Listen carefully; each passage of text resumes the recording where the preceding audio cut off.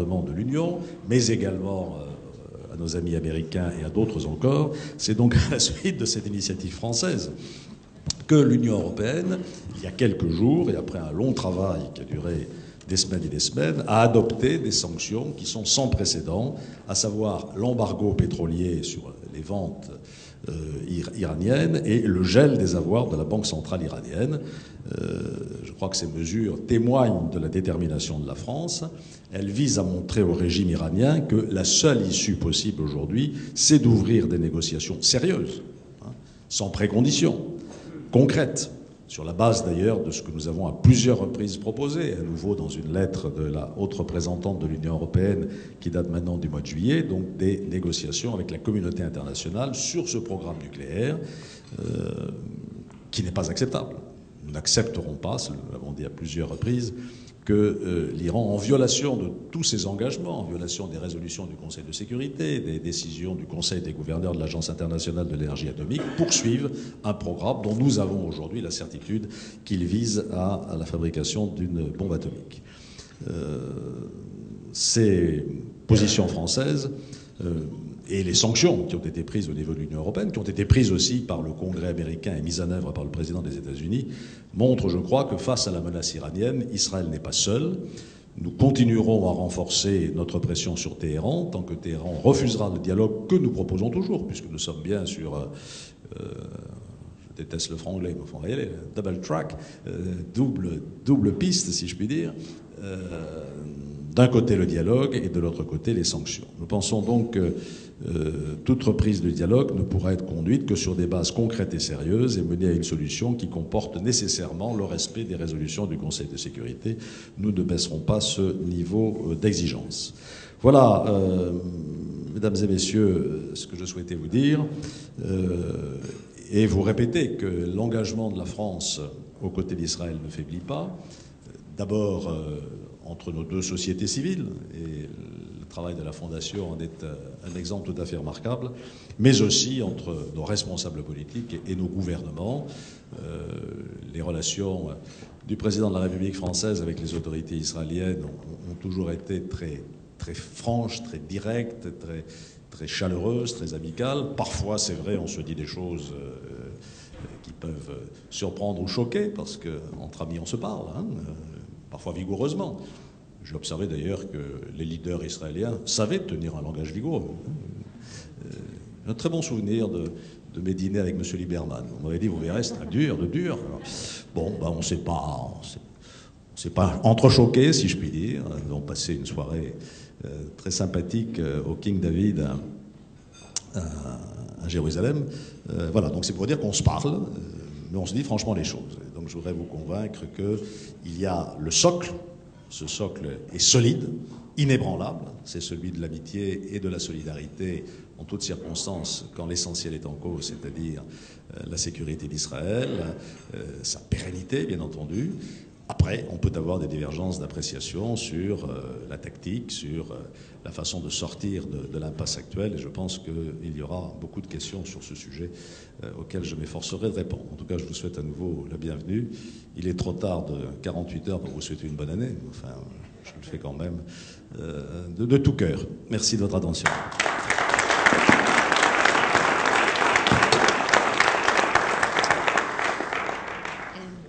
J'ai une question qui continuait les choses que vous avez déjà dit. Vous avez parlé à les relations qui sont solides et les choses que nous pouvons célébrer entre les deux pays.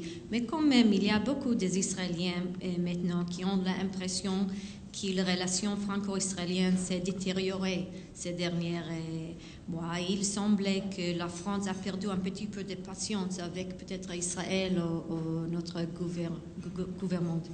Qu'en pensez-vous que imaginez-vous et la situation peut évoluer et que Israël peut faire ou le gouvernement peut faire spécifiquement en le processus de paix qui peut aider la situation entre notre pays? Je ne pense pas qu'on puisse dire que nos relations se soient détériorées.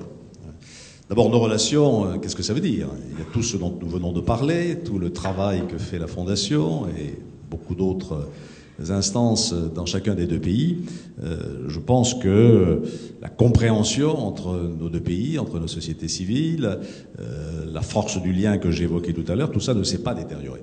Hein. Alors il y a l'aspect politique, qui est une autre chose, qui n'est pas tout, hein, qui ne doit pas occulter les autres réalités dont nous avons abondamment parlé.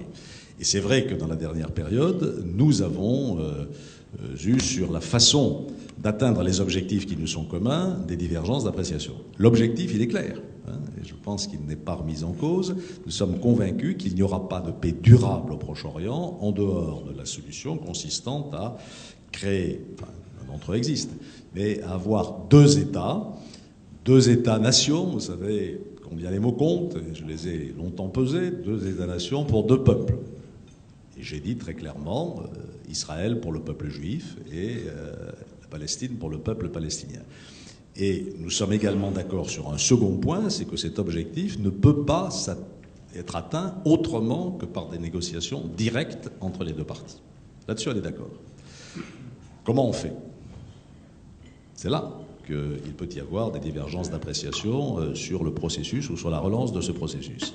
Je pense personnellement que ce qui se passe autour d'Israël aujourd'hui, les printemps arabes, la situation en Égypte, on en reparlera vraisemblablement, ce qui se passe aussi en Syrie, j'étais avant-hier au Conseil de sécurité des Nations Unies pour traiter de cette question, cette tragédie, les répercussions que cela a sur le Liban, la partie de bras de fer que nous menons en ce moment avec ceux qui, en Iran, veulent absolument développer leur programme nucléaire, tout ceci crée un environnement auquel Israël doit être attentif. Et j'en tire la conclusion, moi personnellement, mais c'est aussi celle du gouvernement français, que dans un monde qui bouge, Israël doit bouger. Et donc tout faire pour réengager un processus de négociation. Nous avons fait des propositions en ce sens. Je me suis rendu en Israël l'été dernier. J'étais également à Ramallah. La France avait mis au point un ensemble de paramètres pour reprendre la négociation. J'avais reçu un accueil plutôt favorable du côté palestinien. Le Premier ministre israélien ne m'avait pas fermé la porte, ce que j'avais considéré comme une ouverture intéressante. Et puis les choses n'ont pas progressé et aujourd'hui on est bloqué. Et c'est là que nous avons peut-être une divergence. Nous pensons que ce blocage est préjudiciable sur le long terme à Israël. Je ne suis pas sûr que ce soit exactement l'analyse aujourd'hui du gouvernement israélien. Nous en parlons très franchement, et c'est ça qui peut vous donner parfois le sentiment qu'il peut y avoir des malentendus ou des tensions. Et vous pensez que maintenant le rôle que France peut jouer en Israël, ça change à cause de la relation entre France et États-Unis qui sont très proches à beaucoup des choses qui passent à la Moyen-Orient? Bon, là encore, dissipons toute espèce d'ambiguïté. Notre alliance, notre amitié, notre travail commun avec les Américains n'est pas en cause. Nous avons d'excellentes relations, à la fois à titre personnel entre le président Obama et le président Sarkozy, moi-même avec Hillary Clinton, que j'ai encore revu avant-hier au Conseil de sécurité. Donc ces relations sont bonnes, sont très bonnes. Nous avons chacun nos intérêts nationaux, hein, bien sûr, et ils ne sont pas toujours tout à fait convergents. C'est pourquoi il arrive parfois d'avoir des débats avec les États-Unis qui sont des débats tout à fait normaux. Je considère aujourd'hui que les États-Unis conservent un rôle majeur et décisif dans la recherche d'une solution au Proche-Orient. Cela ne fait pas question pour nous. Mais nous pensons aussi que l'Union européenne peut jouer un rôle, qu'elle peut contribuer à la reprise du dialogue, qu'elle peut faire des propositions. Je pense de ce point de vue Cathy Ashton, qui s'est rendue souvent dans la région, peut avoir un rôle tout à fait positif au nom de l'Union européenne. Ce qui n'implique pas que la France disparaisse du paysage et du radar. Nous avons, nous aussi, je crois, un rôle à jouer, parce que, je me trompe peut-être, mais c'est vous qui me démentirez, je crois que nous avons toujours un capital de confiance en Israël. Hein, nos amis israéliens savent ce qu'est fondamentalement le point de vue français sur l'avenir d'Israël. J'espère qu'à-dessus, il n'y a pas d'ambiguïté. Et donc, cette prise de position très forte, cette détermination, je pense, nous donne la possibilité de jouer un rôle. Et c'est cela que le président de la République évoque quand il dit qu'il faut changer de méthode. Je pense que la seule façon de relancer véritablement le processus de paix, ce sera non pas de se substituer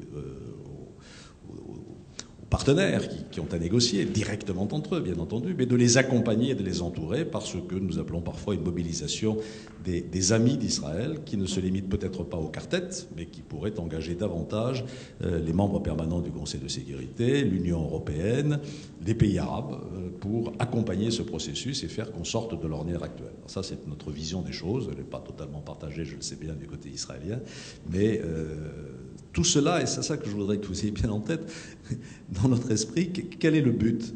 C'est pas de nuire à Israël, ce n'est pas de mettre Israël dans une position de faiblesse ou d'infériorité. Nous avons le sentiment que ce qui est dangereux pour Israël à terme, c'est le statu quo. Et c'est donc de sortir du statu quo pour aller vers un règlement de paix. Bonjour Monsieur le Ministre. Pardon, je suis un peu enroué. Vous l'avez dit, les puissances occidentales, les États-Unis et l'Europe s'en prennent aujourd'hui de manière assez ferme à la Syrie, à l'Iran et au Hezbollah libanais, et ce contre la Russie, la Chine et une partie des pays émergents. Est-ce que ces positions ne dessinent pas une nouvelle fracture diplomatique, et quelles conséquences ce durcissement de la Russie notamment peut avoir sur Israël et le processus de paix? Est-ce qu'on peut faire un processus de paix? Est-ce qu'on peut aller au bout du processus de paix sans ses partenaires?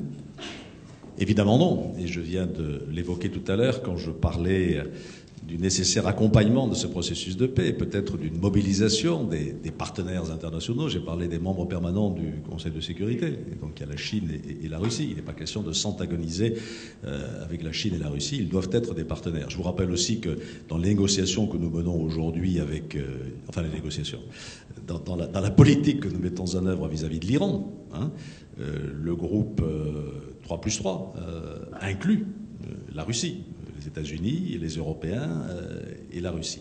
Donc nous sommes tout à fait convaincus que la Russie est un partenaire qu'il faut embarquer, et pas du tout avec lequel nous nous antagonisons. Je vous rappelle aussi que nous avons avec la Russie, alors cette fois-ci à titre bilatéral, des relations tout à fait excellentes, aussi bien sur le plan économique que sur le plan politique.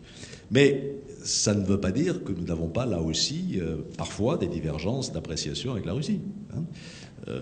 Nous pensons en particulier que sur la question iranienne, on y reviendra là aussi peut-être, si l'on veut éviter une option militaire dont les conséquences pourraient être incalculables, il faut avoir aujourd'hui avec l'Iran une position de très grande fermeté sur les sanctions.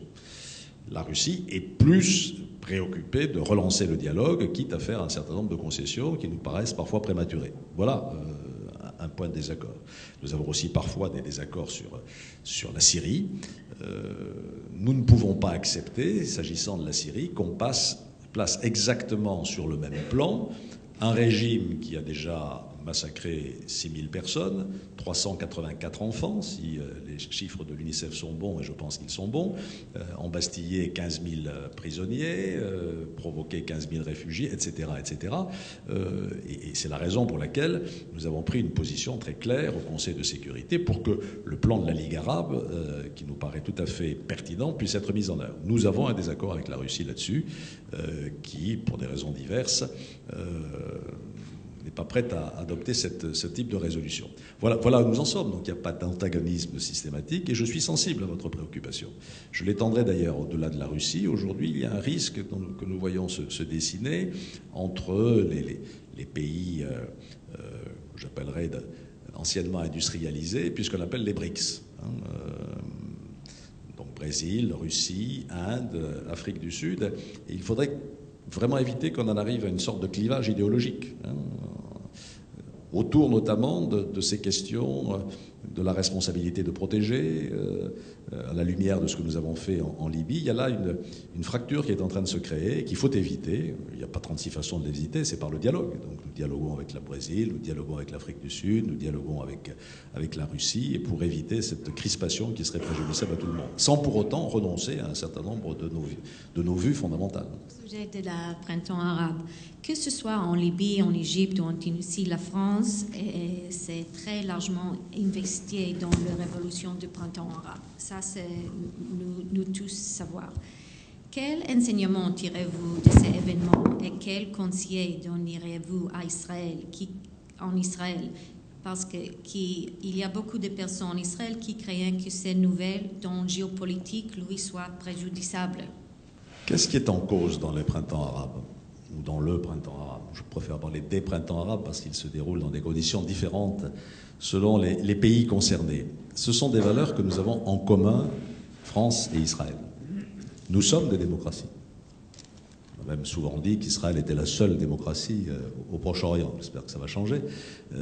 Donc nous avons en commun ces valeurs, c'est-à-dire que le pouvoir vient du peuple, qu'en démocratie il peut y avoir alternance du pouvoir, qu'en démocratie on respecte les droits de l'homme et de la femme fondamentaux, qu'on respecte les minorités religieuses, etc., etc. C'est notre bien commun.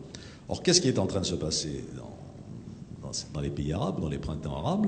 C'est que des régimes auxquels nous avons, vis-à-vis desquels nous avons fait preuve d'une certaine complaisance, il faut bien le dire, qui étaient des régimes qui n'appliquaient pas ces principes et ces valeurs, qui n'étaient pas des régimes démocratiques, et qui étaient même, pour certains d'entre eux, des dictatures extrêmement sévères et sanglantes. Ces pays, ces régimes sont balayés par des peuples qui ont envie de partager nos valeurs, et qui disent « nous voulons la liberté, nous voulons la démocratie, nous voulons les droits de l'homme ». C'est ce qui a été crié par le peuple libyen, ou par le peuple syrien, ou par le peuple tunisien. Que devions-nous faire face à cela? Continuer à soutenir les dictateurs? Et dire non, la démocratie, c'est pas pour ces pays-là. Hein. Les dictatures nous assurent une forme de stabilité, nous protègent, paraît-il, contre les extrémismes, et donc on va continuer à soutenir les dictatures. Vous voyez bien que c'était à la fois impossible et immoral. Et donc, nous avons dit effectivement que nous étions du côté des peuples qui voulaient se libérer des dictatures.